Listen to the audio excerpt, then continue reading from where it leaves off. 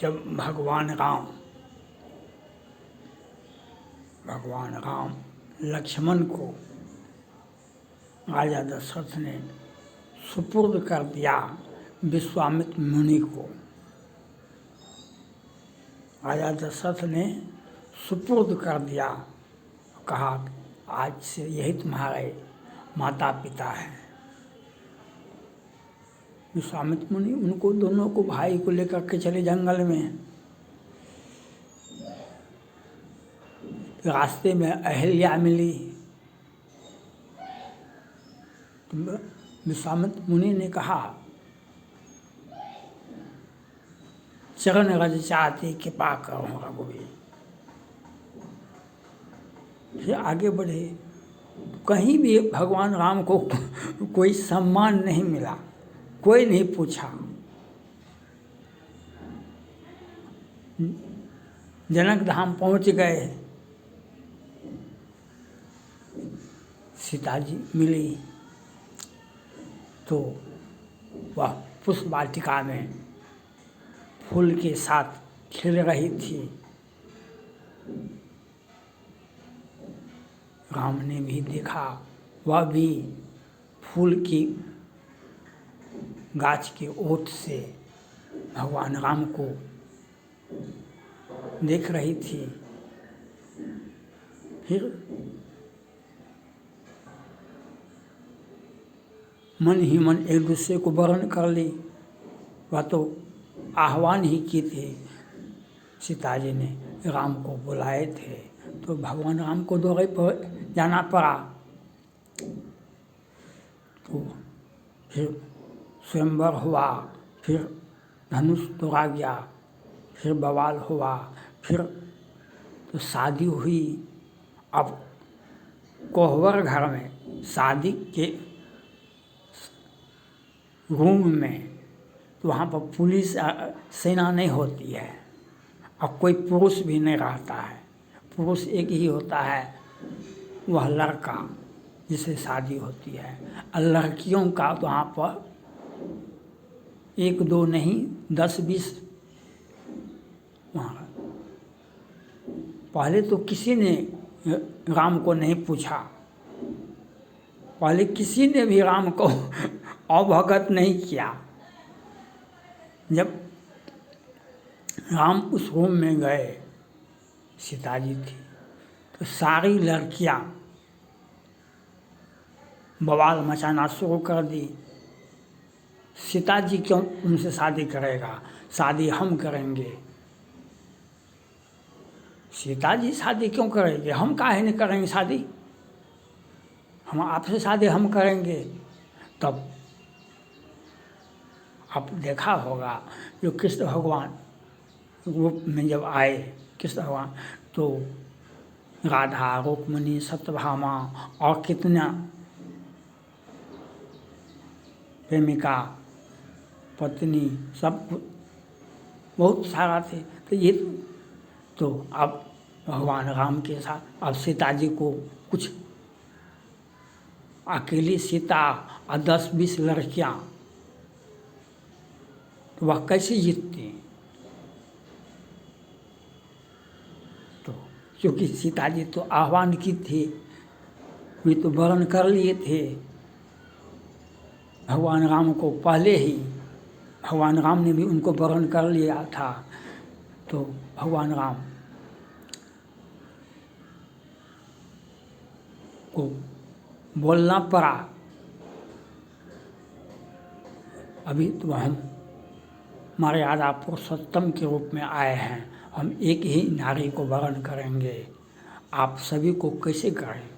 अभी तो आप लोग पीछे रह गए, अभी तो ये बेचारी बुलाई थी हमको, इन्होंने वर्ण किया था हमको, हम वहाँ से दौड़े दौड़े आ गए। आप लोगों ने तो हमको बुलाया नहीं, आप लोग अगर बुलाते तो हम आपके यहाँ जाते। आप लोगों ने तो हमको खोजा नहीं, कहीं भी देखा नहीं। हम आए इनके बुलावे पर तो आप हमको कहते हैं कि आप हमें साथ आ जाइएगा, ये कैसे होगा। हमको कोई निमंत्रण दिया तो हम उसके यहाँ जाके खाना खाएंगे कि सबके यहाँ खाना खाने के लिए चलेंगे। अभी आप कहते हैं हम हम आपको वर्ण करेंगे, तो कैसे होगा? भगवान राम ने कहा इस अभी तो ये बोला ही है।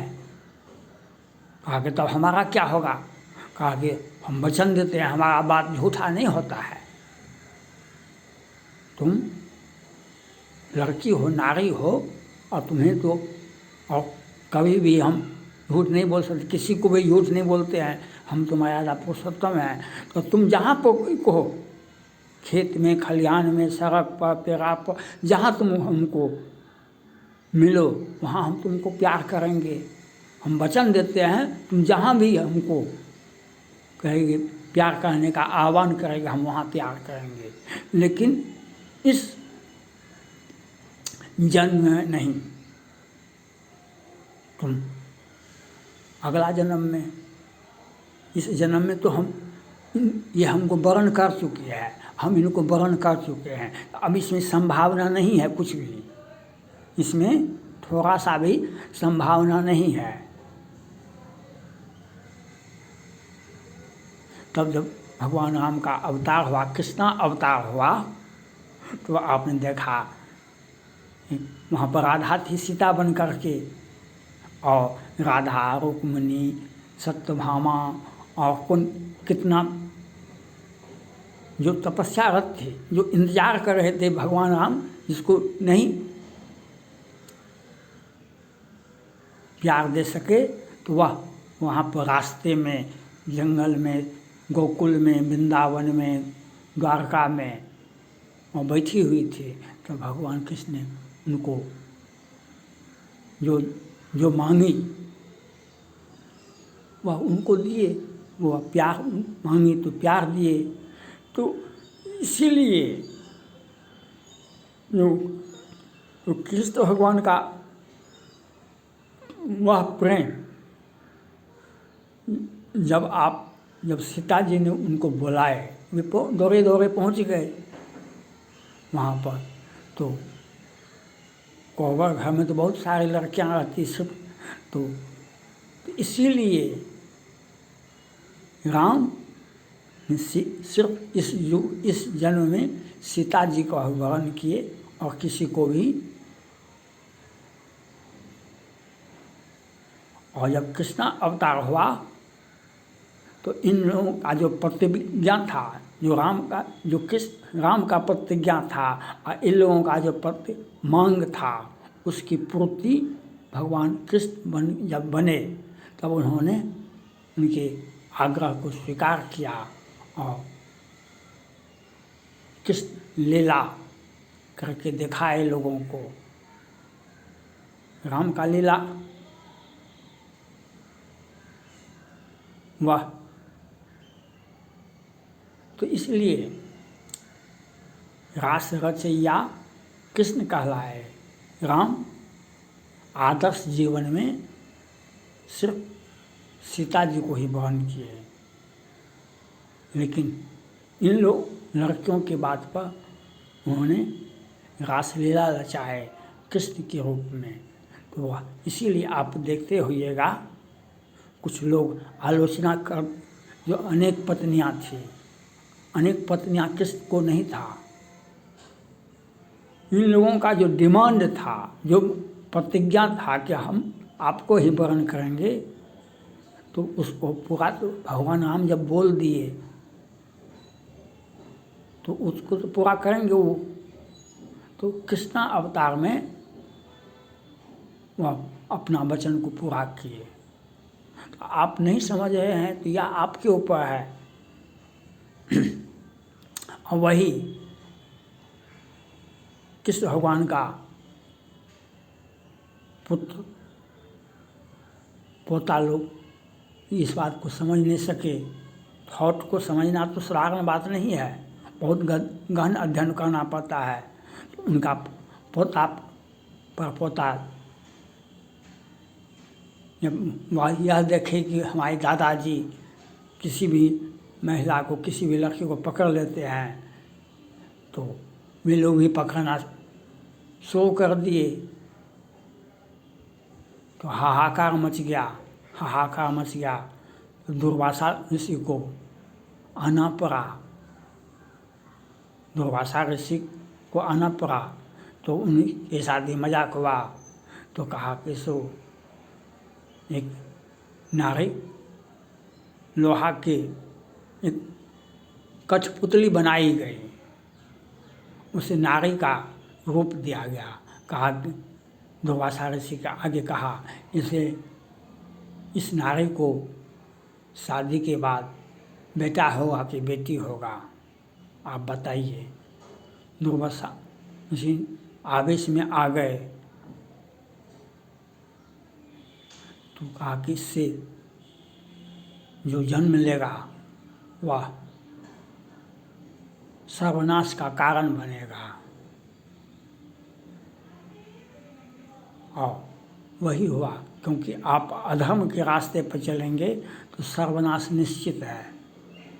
आप किसी भी परिस्थिति में अगर अधर्म के रास्ते पर चलेंगे, न्याय का अपमान करेंगे, तो आपका सर्वनाश निश्चित है। आपने रावण को देखा, सर्वनाश कुछ बाकी रहा नहीं। तो इसलिए राम के रूप में सिर्फ सीता जी को वर्ण किए, और कृष्ण के रूप में अनेकों, राधा, रुक्मिणी, सत्यभामा और कितने। तो यह इसलिए नहीं किए, यहाँ पर प्रतिज्ञारत थे, प्रतिज्ञाबद्ध थे। वे जो प्रतिज्ञा करेंगे, जो कहेंगे, उसको पूरा करना उनका, अपने से अपने वाणी को झूठा नहीं करेंगे। तो इन लोगों की जो मांग थी, इनके सामने प्रतिज्ञा की भगवान राम ने, जो हम अगला मेरा जन्म होगा तो हम आपको वरण करेंगे ही करेंगे, और जहाँ कहेंगे वहाँ करेंगे। तो इसीलिए कृष्ण लीला में आप देखते हैं, तो यह समझना पड़ेगा आपको। किसी भी चीज़ को आप गहन अध्ययन नहीं करेंगे तो कैसे होगा। इसलिए सीता जी सदैव, जब शादी विवाह हो गया तो सीता जी, हिंदू धर्म में नियम है जो पति का पैर छूना पड़ता है, तो सीता जी ने भगवान राम का पैर छूना चाहिए। कहा कि नहीं, आपका स्थान मेरे चरण में नहीं है, आपका स्थान मेरे हृदय में है। आप सदैव आप हमारे हृदय में निवास कीजिए।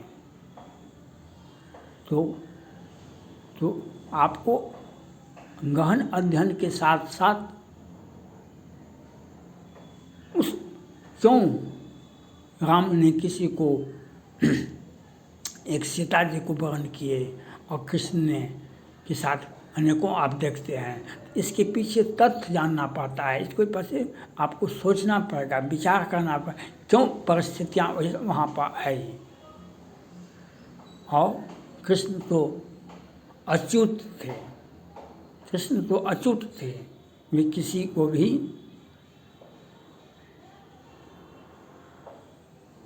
अच्युत का मतलब जो कभी भी किसी को भी टच नहीं किए। थैंक्स।